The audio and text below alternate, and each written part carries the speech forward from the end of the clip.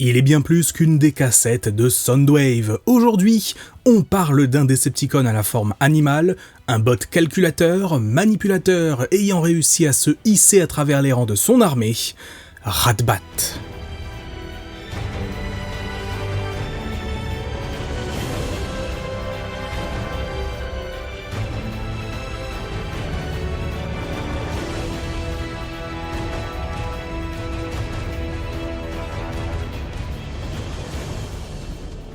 Le jouet original de Ratbat a été commercialisé en 1986, dans la troisième année de la G1 aux États-Unis. Vendu dans un pack comprenant également Frenzy, il est décrit comme un bot seulement fidèle à lui-même, ayant l'habitude d'aspirer l'essence des voitures terrestres ou d'autres sources d'énergie directement sur ces dernières grâce à ses crocs. Il n'a pas d'amis, seulement des partenaires de business. La première apparition de Ratbat dans le cartoon G1 a eu lieu dans le film d'animation de 1986, lorsque Soundwave le déploie durant la bataille d'Autobot City, afin de désactiver le signal de détresse envoyé par Blaster à Optimus Prime.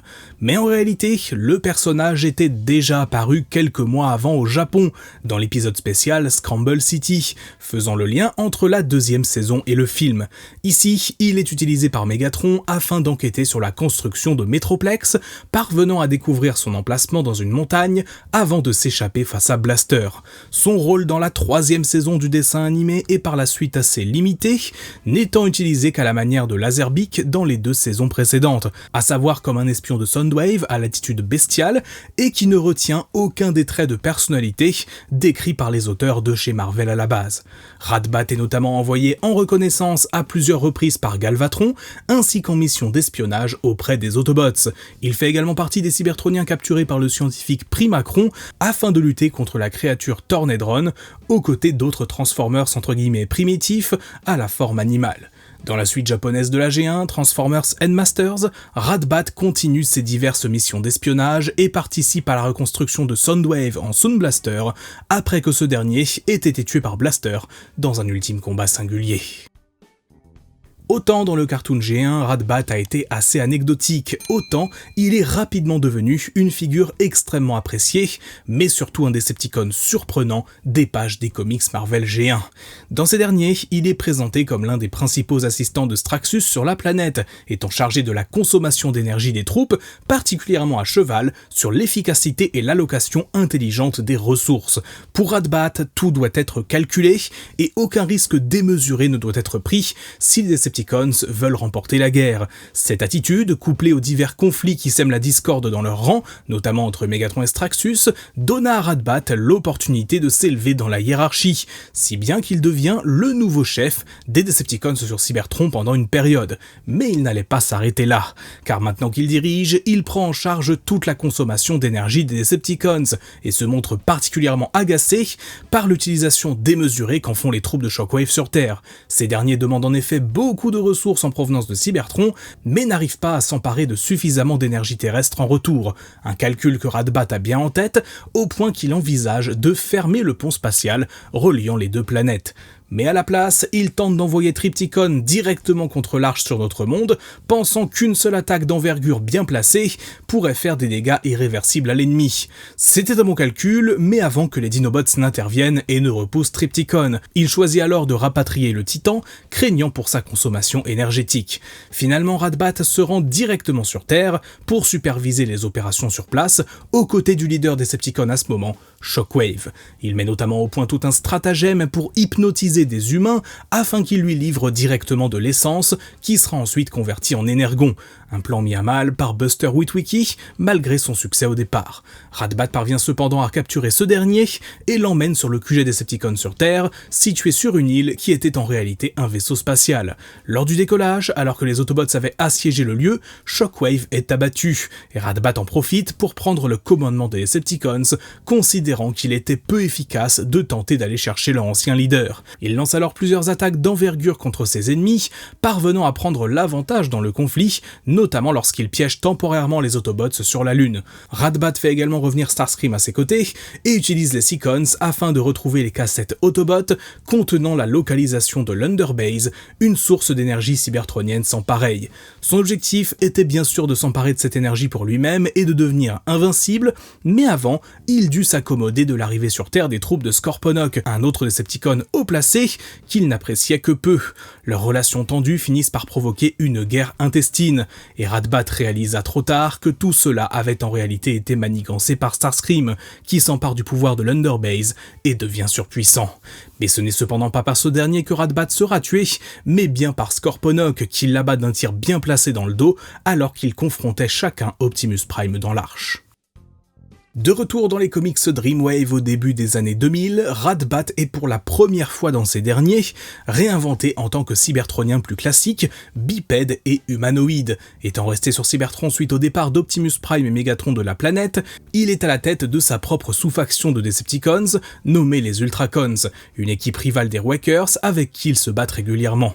Sans que l'on sache vraiment pourquoi, entre cette période suite au départ de la majorité des deux camps et le présent, Ratbat a changé de forme de corps pour adopter celle que l'on connaît dans la G1, étant donc l'une des cassettes de Soundwave. Tout ce qu'on sait, c'est qu'il déteste cette nouvelle apparence.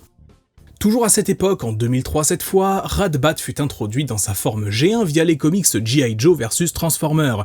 Il est l'un des cybertroniens capturés par Cobra dans l'Arche, avant d'être contrôlé par l'organisation. Il parviendra cependant à s'enfuir avec Soundwave et les autres cassettes, avant d'être de nouveau capturé, cette fois-ci par les G.I. Joe. Quelques années plus tard, dans l'univers de Transformers Animated, la première version de Ratbat totalement détachée de la G1 fut inventée, plus précisément dans la 3e saison de la série. Il est le deuxième équipier de Soundwave après Laserbeak, se transformant en Keitar, une guitare avec un clavier. Et justement, c'est grâce à lui que Soundwave parvient à mettre en place son plan le plus ambitieux, reprogrammer les Autobots à travers une simulation de réalité virtuelle. Ratbat est beaucoup plus puissant et dangereux que Laserbeak, et lorsque les Autobots se réveillent enfin et reprennent leurs esprits, Optimus Prime affronte son ennemi avec son propre matériel, finissant par utiliser Laserbeak comme une hache, ce qui détruit totalement Soundwave et Ratbat. Entre le deuxième et le troisième film de Michael Bay, Ratbat fut introduit à l'univers de ces derniers via des comics dérivés, publiés par IDW. Il fait partie des nombreux petits Decepticons sous les ordres de Soundwave, notamment aux côtés de Buzzsaw, Dirtboss, Beastbox ou encore Rumble, que des personnages jamais vus à l'écran. Lorsque leur maître est capturé par les Autobots, ils parviennent à le libérer, s'en prenant à Bumblebee, qui n'a d'autre choix que de battre en retraite. Peu de temps avant le troisième film, suite au réveil de Shockwave, un large affrontement entre les deux camps a eu lieu en Namibie, dans lequel nombre de protagonistes perdent la vie. Si ce n'est pas explicite, il semblerait que Ratbat fasse partie des nombreuses victimes. Indéniablement, l'une des, si ce n'est la version la plus intéressante de Ratbat au XXIe siècle, est celle apparue dans les comics IDW à partir du milieu des années 2000, qui reprend le concept de personnage avec une forme humanoïde avant la guerre. Avant le début de la Grande Guerre donc, Ratbat était sénateur, l'un des membres les plus importants du Sénat cybertronien, se distinguant notamment par une apparence soignée et un goût pour tout ce qui brille avec des ornements dorés. D'apparence sage, il est en réalité l'un des sénateurs les plus corrompus de la planète, n'hésitant pas à déstabiliser certaines régions pour en tirer le maximum de profit. Lorsqu'il rencontre Soundwave, qui n'est alors qu'un jeune cybertronien déstabilisé et sans foyer, il lui offre de le rejoindre et de travailler pour lui, Soundwave étant doté de pouvoir sur l'esprit des autres Transformers. Lorsque Megatron se fait remarquer dans les arènes de combat illégales, Ratbat charge Soundwave de lui apporter des armes et de l'équipement militaire, probablement pour déstabiliser la planète encore plus et en tirer des bénéfices. Cependant, ce qu'il n'attendait pas, c'est que son protégé le trahisse, s'étant définitivement rangé du côté de Megatron.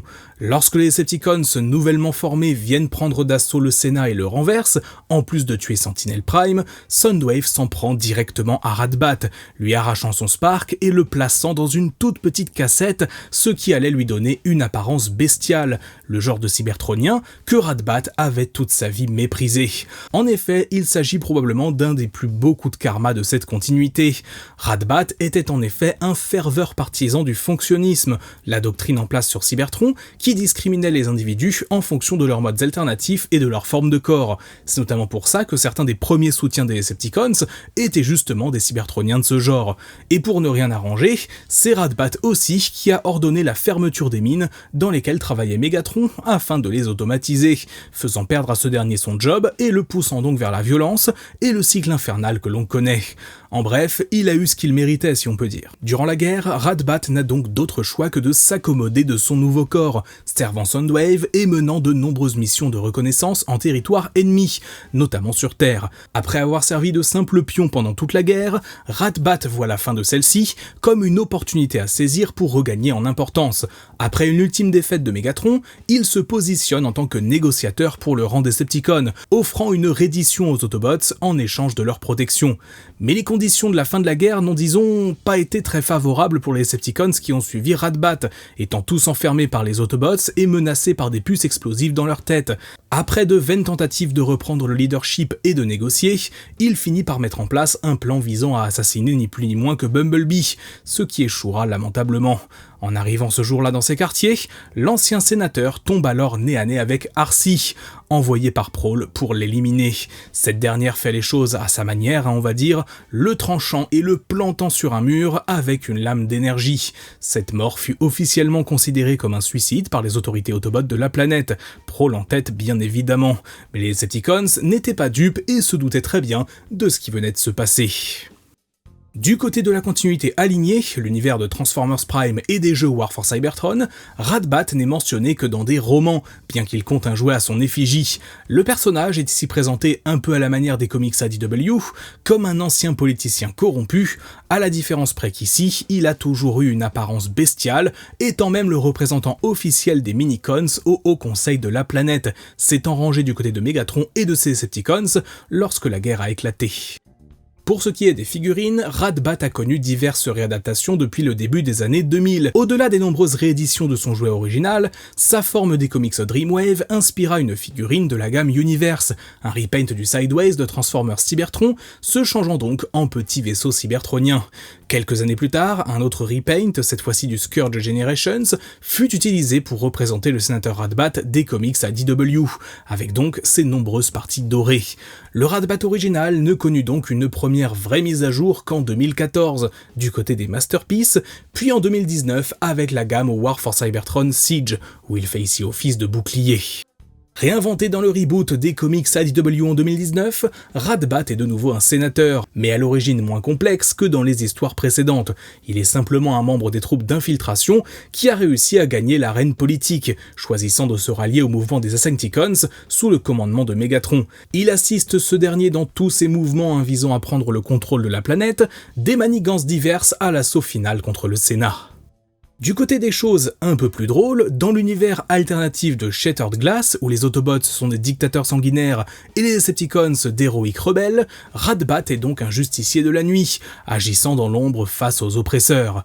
Ouais, pas de suspense, dans la logique un peu méta et rigolote par moments de l'univers Shattered Glass, Ratbat est ici totalement un hommage à Batman, que ce soit dans les premiers comics de l'époque Fun Publication il y a bientôt 20 ans, ou ceux publiés par ADW il y a quelques années. Ce Ratbat est très drôle pour cette simple référence, évidente quand on y pense. Enfin, en 2023, Ratbat reçoit une nouvelle figurine dans la gamme Legacy Evolution, inspirée des comics ADW, et plus précisément de son apparence de sénateur. Étant un repaint et remold du Scourge Studio Series 86, il s'agit à ce jour de la dernière représentation en jouet du personnage. Ratbat, c'est donc bien plus qu'un simple petit Transformers en forme de chauve-souris, et c'est l'une des cassettes de Soundwave qui a fait le plus de choses en dehors de ce dernier. Des comics Marvel aux comics ADW, en passant par Animated et l'univers étendu des films, il me tarde de voir ce qui attend notre petit ou grand sénateur, corrompu jusqu'à l'os, toujours prêt à manigancer pour servir ses intérêts, tout en étant le plus efficace possible.